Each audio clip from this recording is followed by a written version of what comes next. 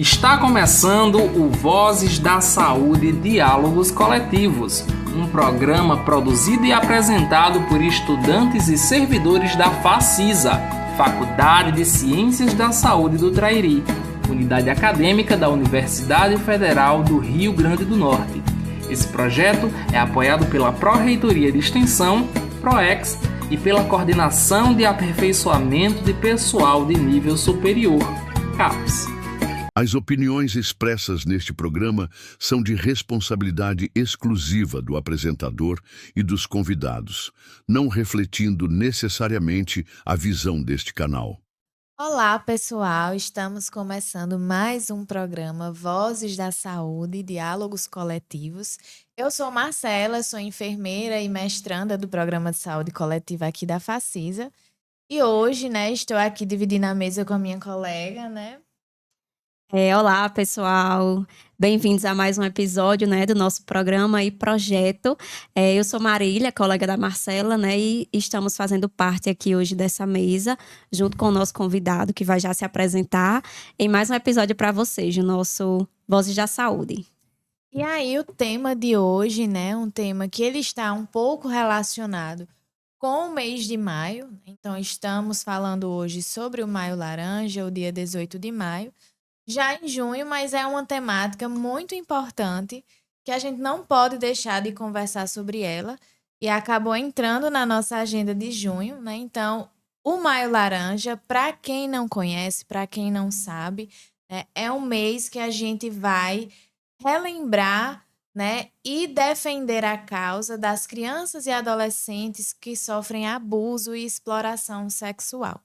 Então, tem um dia específico para isso, o dia 18 de maio. E é uma temática que a gente precisa conversar, que é muito importante para que a gente trabalhe com a proteção e a segurança dessas crianças e desses adolescentes. O dia 18 de maio ele foi instituído pela Lei Federal número 9.970, no ano de 2000, em memória a uma jovem, uma criança que sofreu diversos abusos e violências, para que a gente trouxesse, sempre nesse calendário da saúde e da assistência social, os casos de violência e abuso sexual que as crianças e adolescentes do nosso país sofrem.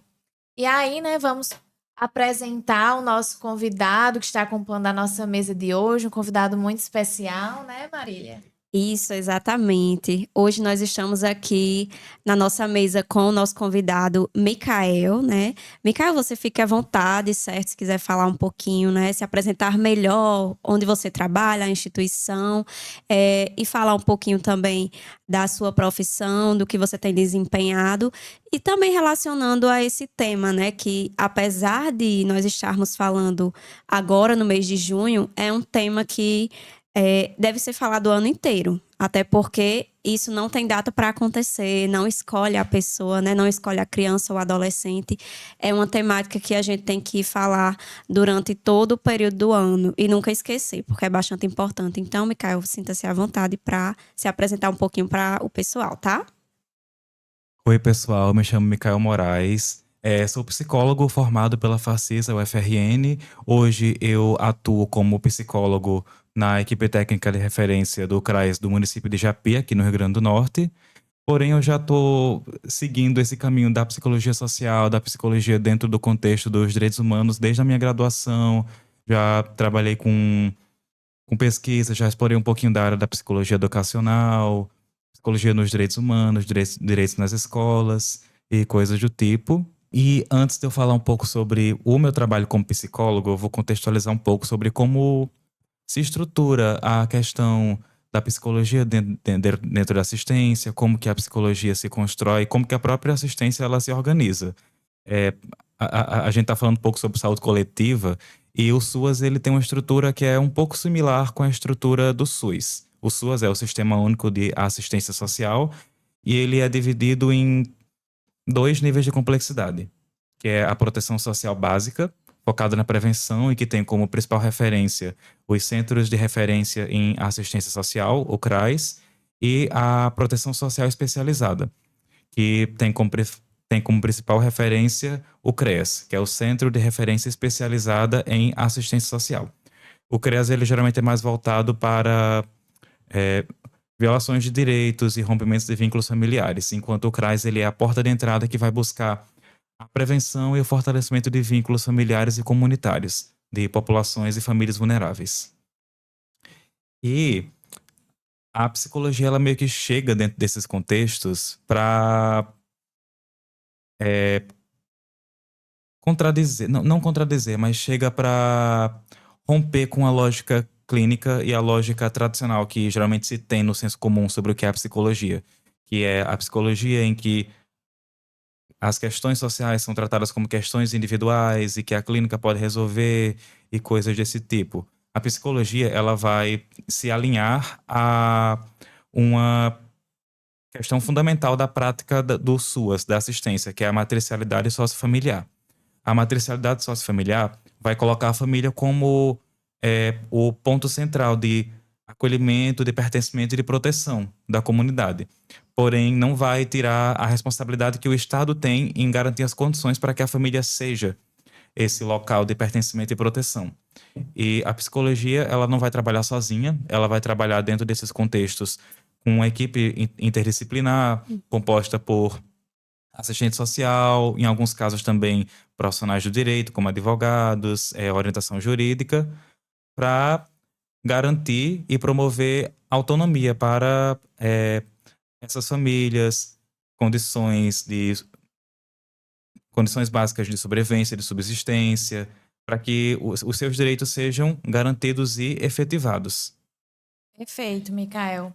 E assim, né, além desses setores que você mencionou, né, a gente tem também uma parceria com a educação, com a saúde, né, a assistência social trabalha muito nessa perspectiva também. E aí, trazendo um pouco mais para a nossa temática, né, do dia de hoje, você poderia explicar um pouco para os nossos, né, telespectadores, os nossos ouvintes, o que seria, né, essa violência, esse abuso sexual contra crianças e adolescentes, para que as pessoas elas consigam entender se existe alguma diferença, né, entre violência, entre abuso, enfim, se você puder falar um pouco para a gente sobre isso. Bom, um dos pontos importantes para entender essa questão da violação de direitos com crianças e adolescentes é primeiro compreender a função do ECA. O ECA ele é instituído, se não me engano, em 1990, o Estatuto da Criança e do Adolescente, em que vão ser uma série de leis normativas que vão garantir os direitos e deveres das crianças e adolescentes, e o ECA ele é um ponto fundamental dentro dessa discussão, porque é a partir do ECA que crianças são vistas como pessoas de direitos plenos e que precisam ter esses direitos garantidos e protegidos. E muito porque crianças são, sim, uma população em uma situação de vulnerabilidade.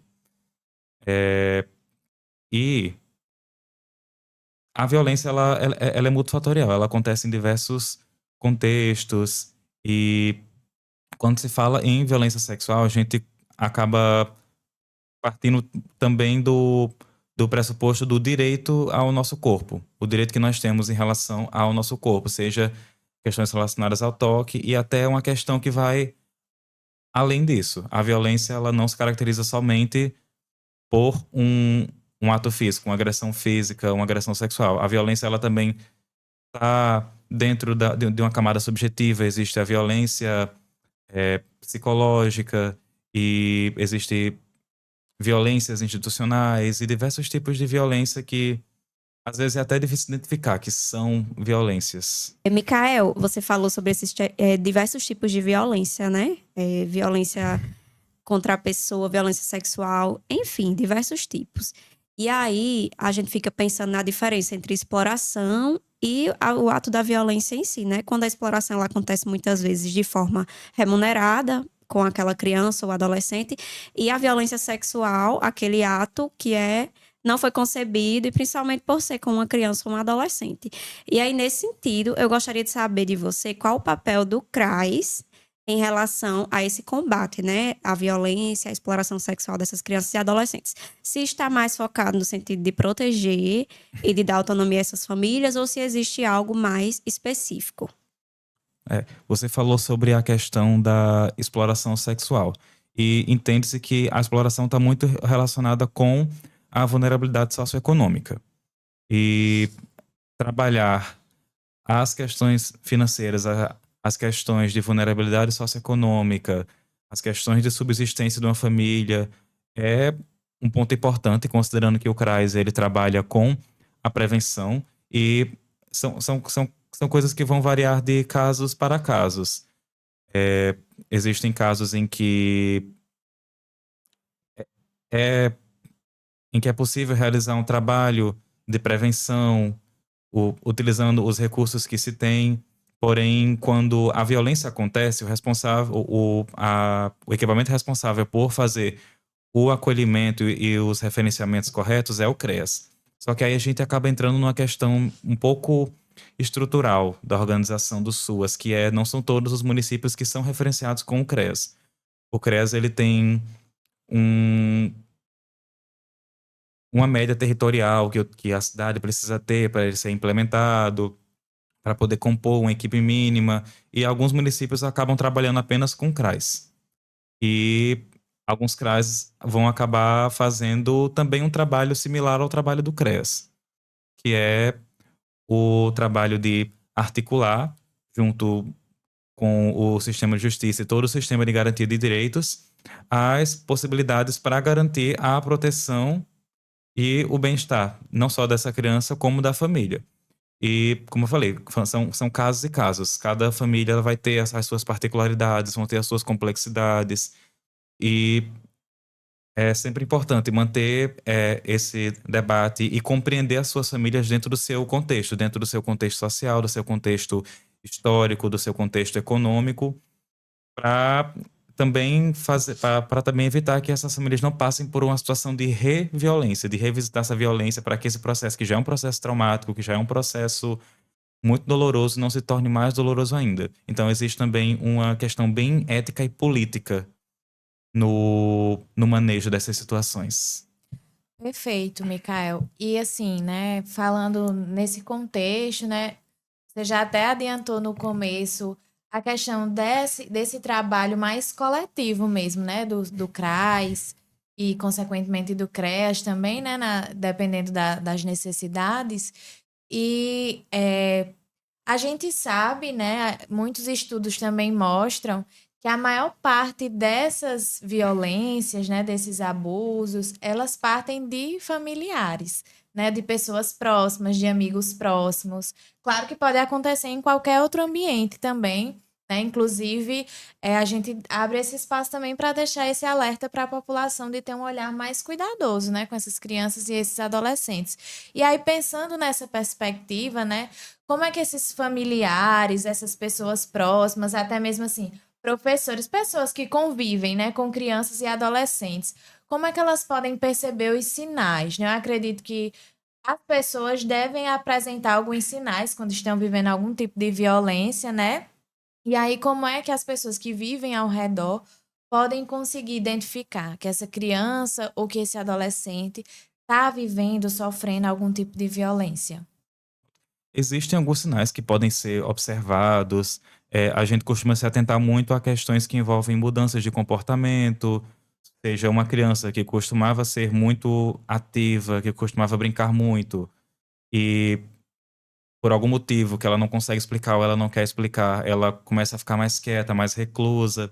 Ou, por exemplo, quando crianças ficam com receio ou medo de ir para determinado local ou conversar com determinada pessoa e tudo mais.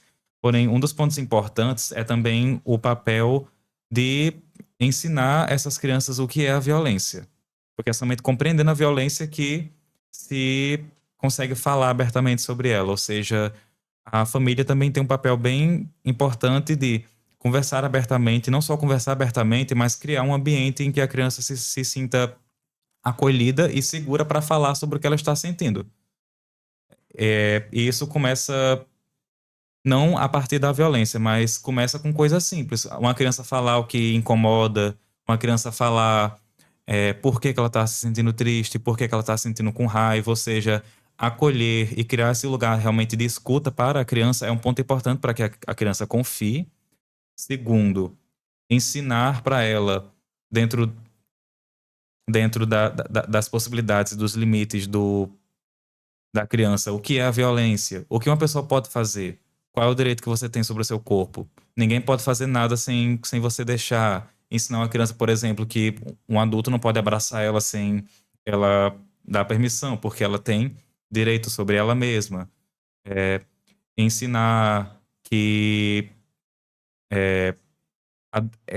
adultos não podem ficar oferecendo dinheiro em troca de coisa, em troca de alguma coisa, em troca de um toque, em troca de um elogio, em troca de coisas do tipo.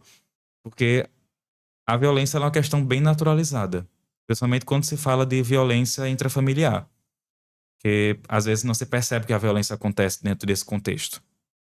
Então, criar um ambiente seguro para que as crianças e adolescentes se sintam à vontade para conversar e trabalhar a prevenção a partir da fala e ensinar o que a gente vai tratar sobre a educação sexual. Inclusive, assim, o acolhimento da fala, né, dos sentimentos da criança é um ponto que é muito importante. Muitas vezes a gente não dá a devida atenção, não dá a devida importância às falas, né, dessas crianças. É porque não entende de nada, é porque... né, ou então o adolescente, ele é muito imaturo, e vai deixando passar, e muitas vezes, né, esse processo, ele acaba acarretando em quadros de violência. Então, é muito importante mesmo esse fato do acolhimento, né? Então, a criança relatou ou você percebeu alguma mudança de comportamento, né? Então, validar o que aquela criança fala ou a forma como aquela criança age, né? E como você falou também, eu acho que a questão é até uma forma de prevenção, né? Deixar esse espaço protegido, seguro para que a criança ou adolescente consiga se expressar, né? Então, falar, agir de fato como está se sentindo. A gente tem um tabu muito grande, eu acho também, no sentido da educação sexual, por exemplo, né? Muito. Nas escolas. Então, a gente já viu muitas questões, inclusive polêmicas, né, sobre essa temática. Mas, assim, educação sexual é de fato ensinar os limites, né, do corpo daquela criança. Não tem nada além disso e é uma forma de proteger essas crianças e esses adolescentes. Então, frisar realmente a importância, né, dessa educação sexual e que ela não deve acontecer somente nas escolas, né? Ela começa em casa, com os pais, os familiares, né? Então, assim, é muito importante essa fala, tanto para que a gente consiga identificar, mas que também a gente consiga evitar que esses casos de violência eles aconteçam, né? Porque depois que a violência acontece, os traumas, as dificuldades, elas são muito maiores, né, Mikael? Isso. Exatamente. E eu estava pensando aqui, refletindo, enquanto Marcela falava, né? Na visibilidade da fala das crianças, que muitas vezes não existe, porque acha que a criança está mentindo ou inventando uma história, né? Como Marcela falou. E muitas vezes essa fala, ela é silenciada, porque a violência, ela partiu de um familiar, principalmente. Porque é seu tio, porque foi seu avô. Então, é necessário ficar atento aos sinais, à mudança de comportamentos. Se a criança era próximo de um familiar e depois ela mudou drasticamente esse comportamento, isso pode nos dizer alguma coisa. E até mesmo o silêncio. O silêncio, ele nos fala muita coisa. Então, uma criança que muitas vezes ela diminui muito o seu ato de conversa, por exemplo, com tal pessoa, até com os próprios pais, né? Não se sente ali acolhido para falar sobre tal assunto. Então, o silêncio ele também precisa ser observado. E é muito nesse sentido que a gente traz essa conversa hoje. E aí, para complementar, né, esse debate e essa discussão que a gente vem fazendo aqui, nós vamos estar passando agora o nosso quadro Na Boca do Povo, né, para saber um pouquinho sobre o que a população sabe e conhece sobre esse tema, né? Se eles sabem algo relacionado ou se não sabem, o que acham, qual a opinião das pessoas. Então, nós fomos para as ruas para saber o que a população sabe sobre isso. Então, vamos ver agora. E agora quem fala aqui é você, um quadro onde a voz das ruas ganha espaço, porque a melhor forma de falar de saúde é do jeito que o povo entende. É saúde do jeito que o povo fala, no quadro Na Boca do Povo. Hoje, Na Boca do Povo traz uma temática urgente e necessária. No mês de maio, nós realizamos a campanha sobre o Maio Laranja, que trata da conscientização e combate ao abuso e à exploração sexual de crianças e adolescentes. E nós viemos na rua saber se a população de Santa Cruz sabe como proteger as nossas crianças e os nossos adolescentes. Vamos comigo? Olá, pessoal, estamos aqui com Richard. Richard, a gente queria saber se você já ouviu falar sobre o que é o Maio Laranja, a campanha do Maio Laranja. Não, nunca ouvi falar até o momento.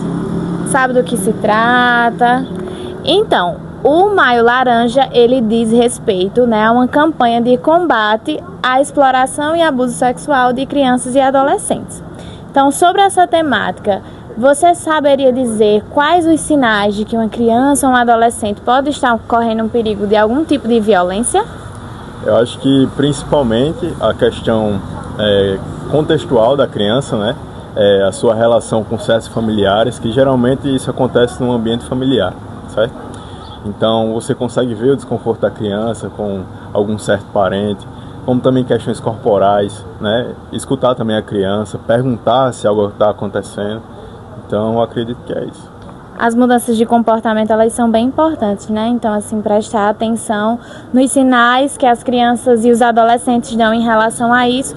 Só para a gente finalizar, Richard, você saberia o que fazer se encontrasse alguma criança ou adolescente nessa situação de violência, de abuso? Eu acredito que a primeira, seria procurar ajuda, tanto psicológica para a criança, quanto em questão social mesmo, questão de delegacia, né? Em questão ao agressor, e procurar os direitos diante da justiça, como também favorecer todo o apoio assistencial à criança, seja ela de forma até na saúde mesmo, ou em questão psicológica, enfim.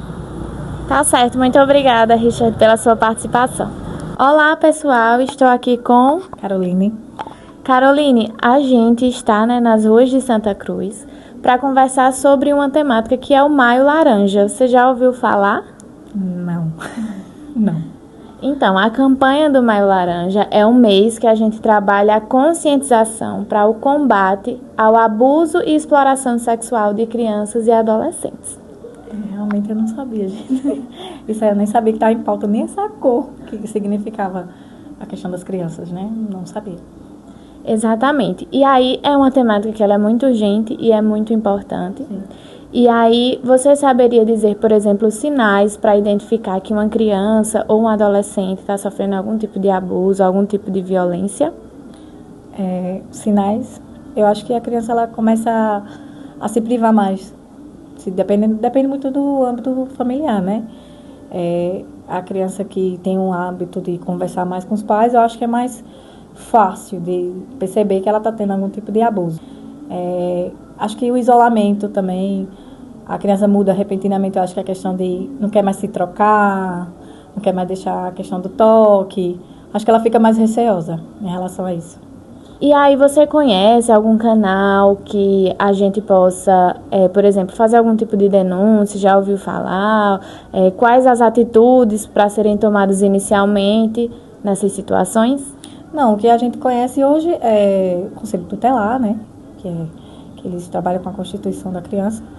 Mas, assim, ou Polícia Civil mesmo, a 190, né? Se a gente for um caso, tipo, de outros abusos, questão de bater, né? Questão que a criança sofre tortura, alguma coisa. Eu só conheço esses dois meios. Sim. E é exatamente isso mesmo, né? Que a gente tá procurando saber o que as pessoas conhecem sobre o assunto. Porque, assim, por mais que você nunca tenha ouvido falar na temática, mas alguma coisa a gente tem ideia, né, dessas temáticas, enfim. E aí, para a gente finalizar, né, você poderia dar uma palavra, uma frase de conscientização às pessoas a respeito dessa temática? Tentar acreditar na criança, né? Porque o primeiro passo é você ouvir a criança. Porque muitas vezes a criança ela é levada como uma mentira, às vezes é na aceitação dos pais mesmo sobre a realidade. É ser mais ouvinte mesmo com a criança. Tá certo, Caroline, muito obrigada. Então é isso, pessoal. Lembrando que cuidar e proteger das nossas crianças e adolescentes é dever de todos. E caso você saiba de algum caso de violência, abuso sexual contra crianças e adolescentes, entre em contato com o Conselho Tutelar da sua cidade ou denuncie através do Disque 100. Vamos proteger as nossas crianças e os nossos adolescentes. E aí, né, estamos voltando aí após o nosso quadro, né, na boca do povo. E assim, eu tive uma impressão de que o pessoal conversou muito sobre o que a gente já vem conversando aqui na mesa, né? Em relação aos sinais, falaram muito sobre temáticas, né, aspectos que a gente já vinha conversando aqui. E aí, Micael, o que é que você achou do nosso quadro? Eu gostei muito das opiniões e dos posicionamentos das pessoas, porque por mais que as pessoas não saibam o que é o Maio Laranja, o que significa o 18 de maio, ou toda a história que vem por trás disso, elas parecem ter uma consciência de que proteger crianças não é um dever somente, por exemplo, dos profissionais que compõem essa rede de proteção, mas também é um dever da população, é um dever da comunidade. Exatamente. Exatamente, Mikael, e a gente falou, né, um pouco sobre os sinais que podemos observar nas crianças e nos adolescentes que possam estar enfrentando algum tipo de violência ou abuso. E quando a gente suspeita, ou quando a gente sabe que está acontecendo ali, um ato desse, por exemplo, o que a gente pode fazer? Existe algum canal de denúncia? O que a população pode fazer enquanto conhecedores de uma situação como essa, por exemplo? A gente vai ter o Disque 100. O Disque 100, ele é um número que ele é destinado a denúncias de violações de direitos humanos no geral, e isso inclui as violações de direitos contra crianças e adolescentes. Nós vamos ter os conselhos tutelares, que vão ser equipamentos responsáveis por acolher essas demandas de violações de direitos de crianças, negligência com crianças, violação e exploração sexual de crianças. Nós vamos ter o CRAS como porta de entrada da assistência social, o CREAS como proteção especializada. Os equipamentos da assistência, eles vão oferecer as orientações necessárias, quais caminhos percorrer, quais os caminhos vão ser percorridos, e vão articular junto com a rede de proteção todo o plano de acompanhamento dessa família, que em caso de violações de direitos vai envolver conselho tutelar, vai envolver sistemas de justiça, para garantir a plenitude dos direitos e principalmente a segurança e a proteção dessas crianças, mas para além disso, o papel dos profissionais, como por exemplo psicólogo dentro de um CRAS ou de um CREAS, está relacionado também com a escuta qualificada. Escutar, acolher, e por mais que um psicólogo dentro desses contextos não faça a clínica tradicional, a clínica psicoterápica, o ato da escuta e o ato de acolhimento de uma situação de violência e de sofrimento tem o seu poder terapêutico e tem o seu potencial de transformação na vida dessas famílias. E essa atuação do psicólogo, né, dentro dessas situações, ela se estende para além do indivíduo que sofreu a violência, por exemplo, os familiares, porque com certeza, assim, dentro de um contexto desse, né, principalmente se for o caso de uma violência intrafamiliar, né, de alguma pessoa próxima, tem esse apoio também aos demais familiares que sofrem diante dessa situação também? Sim, o trabalho dentro da assistência ele não é individual, porque se compreende que as violências e as vulnerabilidades são construídas dentro do contexto. E as famílias, elas fazem parte desse contexto. Ou seja, as famílias, elas podem sim ser as pessoas que vão ser as violadoras de direitos, elas vão ser as pessoas que também vão sofrer com esse contexto. Então, o trabalho, ele é coletivo. O trabalho, ele é feito junto com a família. Certo. Um outro canal, né, que apareceu no nosso Na Boca do Povo foi o 190. É uma forma também que a população pode se utilizar, né? O 190, no caso, é o número da Polícia Militar. Então, pode estar se utilizando desse meio também? Sim, o 190 também é um canal. O 190 ele vai agir mais nessa área criminal, de investigação, mas a partir de uma notificação de violência contra crianças, os órgãos que compõem a rede de proteção devem ser imediatamente acionados. Tanto o Conselho Tutelar, como o CRAS e CREAS da região, do território. E, para além disso, também a gente precisa reforçar a importância dos outros setores públicos, dos outros setores que compõem essa rede de proteção.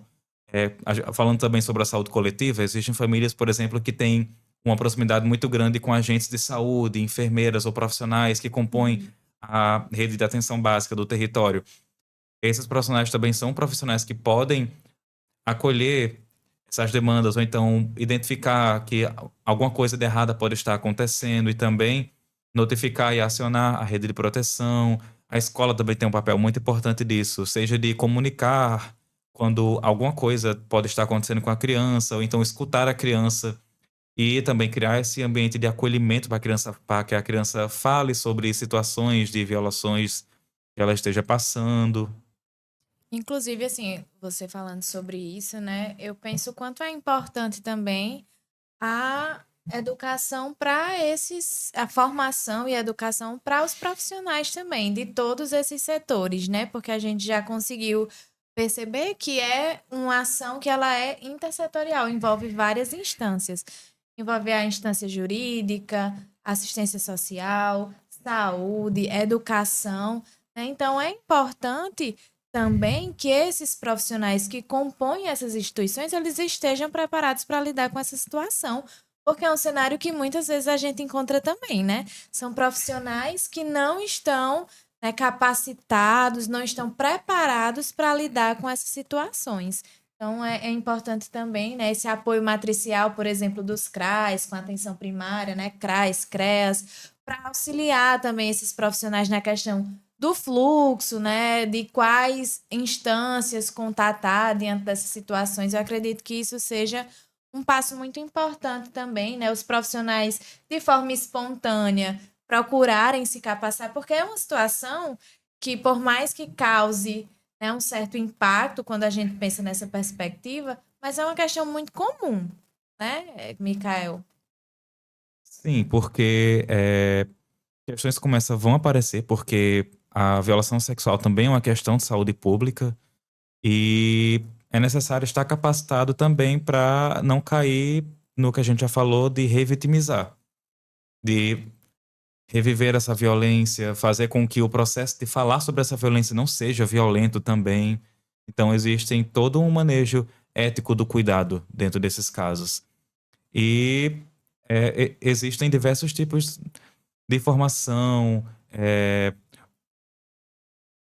Recentemente saíram algumas da própria UFRN, do Objuve, que vão tratar sobre as questões da violação de direitos contra a criança. Então, assim, existe toda a formação continuada e também existe o nosso papel de se interar sobre essas questões e desenvolver essa mediação ética e política do cuidado. E assim, os profissionais da atenção básica, né, que é o que a gente falou também aqui, são aqueles que estão mais próximos das pessoas, né, da comunidade, do território, que conhecem ali a realidade daquele bairro, daquele ambiente.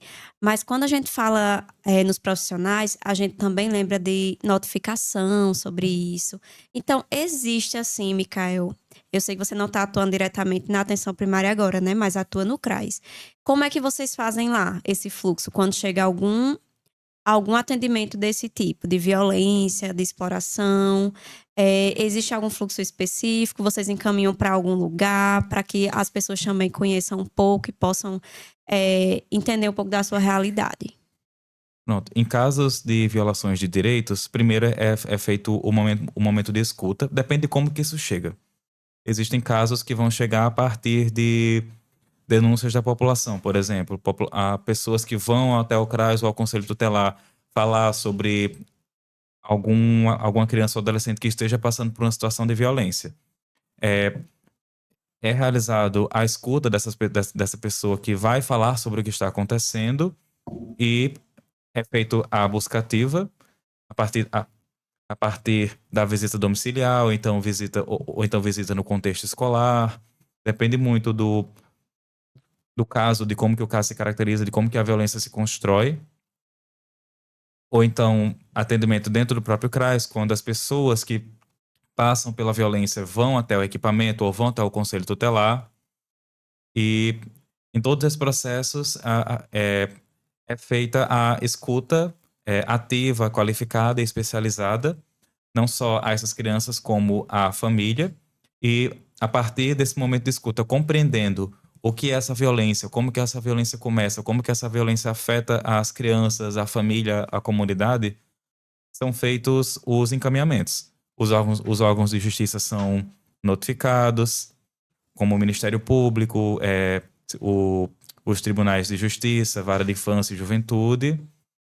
E esses casos, eles seguem para esse setor judicial, mas as famílias continuam sendo acompanhadas, tanto pelo psicólogo como pelas assistentes sociais.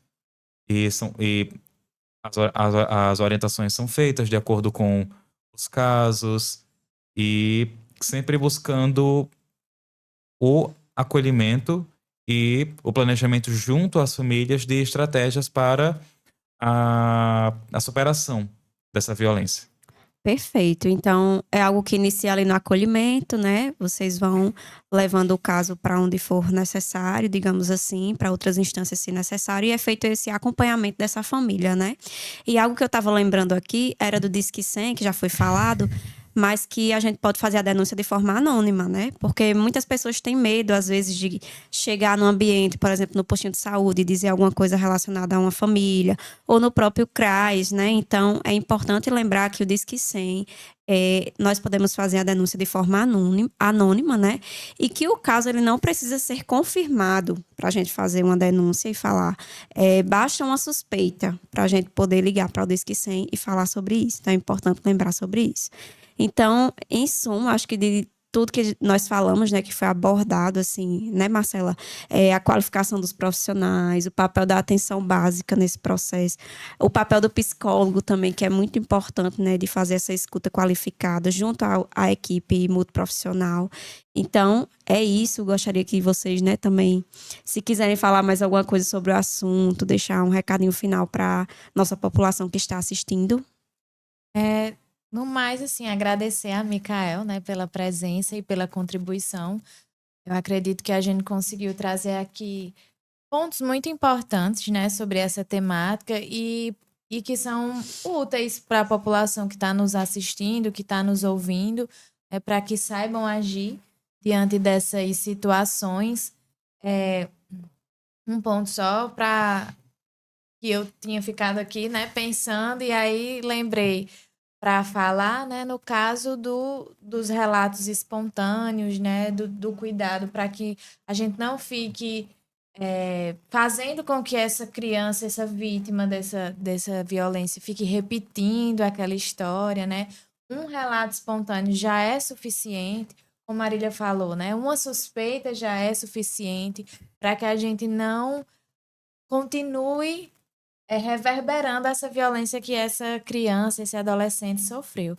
Eu acho que é muito importante a gente ter esse cuidado, né? Já que muitas das pessoas que nos assistem, que nos ouvem, não são profissionais da saúde, né, da assistência social ou do meio jurídico, para ter esse cuidado, esse olhar mais responsável, mais acolhedor e mais humanizado diante dessas situações. E aí passo a palavra para Micael, né, para que ele dê a sua mensagem final aí para os nossos ouvintes e telespectadores.